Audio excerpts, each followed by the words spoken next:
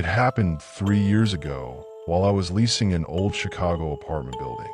I had just moved there for a job, a drab office position that kept me up late most nights. The building was an old one, maybe built in the 1950s, with steep stairs, low hallway lighting, and a roof that was used occasionally by residents to smoke or just watch the city lights. One evening at around midnight, I ventured out onto the roof to get some fresh air since I had a terrible day. The city was quiet that night, extremely quiet. I remember the biting cold wind touching my face as I leaned against the railing scrolling through my phone. And then I heard the rustling of someone's shoe against gravel behind me. I whirled round in a rapid hope to see another renter, but the roof was empty. I wrote it off at first. Wind maybe. But again I heard slow, dragging footfalls. Only this time they were closer. My heart began pounding as I looked around. Still nothing. Just that eerie silence hanging in the air. I noticed something strange at the roofs and a figure by the edge. It seemed like a person, a woman, maybe with long hair, covering her face. I assumed she was drunk or would jump. I called out, "Hey, are you okay?" She did not answer, just remained her body stiff opposite me. I edged a few tentative steps towards her. My phone light only lit up her shadow. The closer I got, the colder the air was. It was a normal cold. It hurt, was not right. I talked again, louder this time. "Miss, are you okay? You shouldn't stand so close to the edge." And she turned. Her face was no longer human. Pale gray, empty eyes. Her lips stretched unnaturally wide like they'd been carved open. I was paralyzed. She leaned towards me, then suddenly sprinted towards the edge. Before I could do anything, she jumped. I ran to the side and looked down, but there was nothing there. No body, no sound, only the vacant alley below. I ran downstairs crying for help, banging on doors. There were a few of the neighbors who came out confused, but when we looked together, the alley was completely empty. Not a trace of her. The police came later, took my statement, and searched the area. Nothing.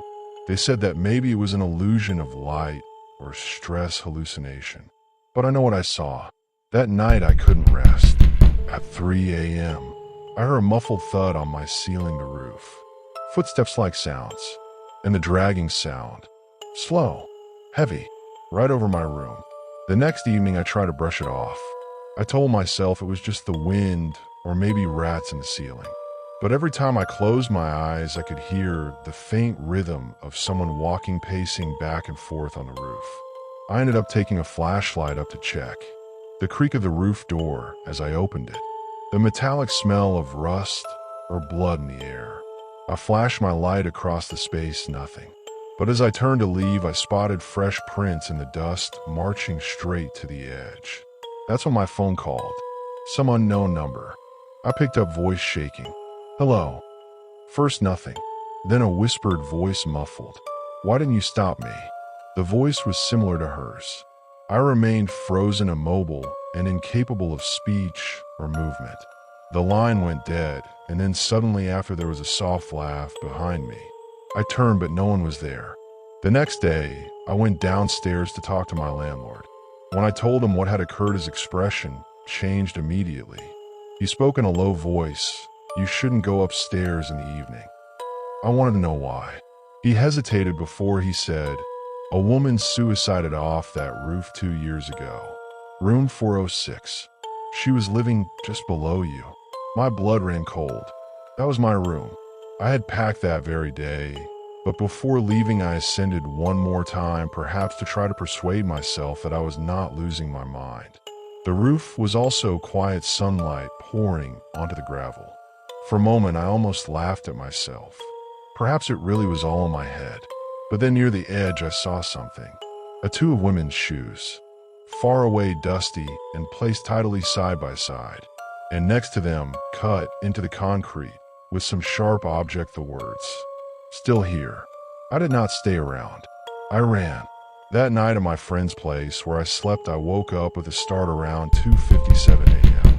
My window was ever so slightly open, and the biting wind stole in. When I shifted my head, I saw the faint figure of someone lurking outside, a woman with long hair, her face pale and twisted in that same impossible smile. She lifted her hand and tapped once on the glass. Then she whispered, "Jump." I screamed and she was gone. To this day, I don't go near rooftops. I move states, change jobs, try to forget. But sometimes on quiet nights, I still hear those slow dragging steps above me pacing, waiting.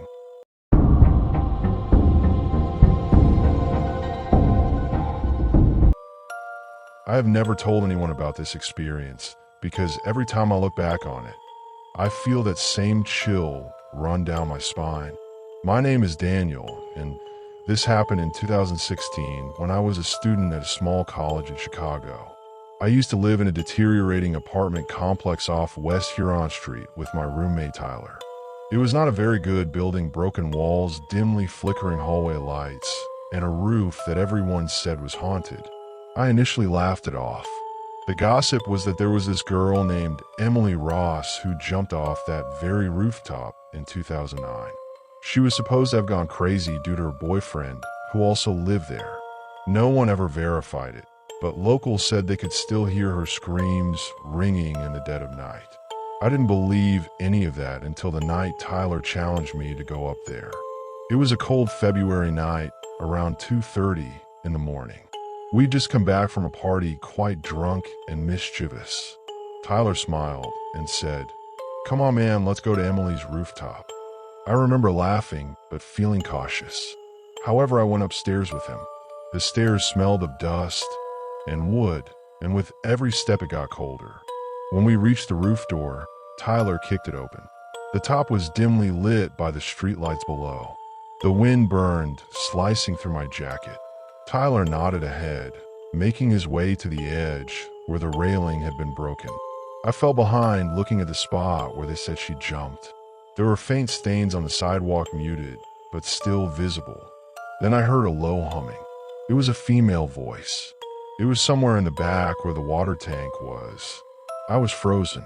Tyler didn't hear it initially, but when I whispered very quietly, "Do you hear that?" he nodded with wide eyes.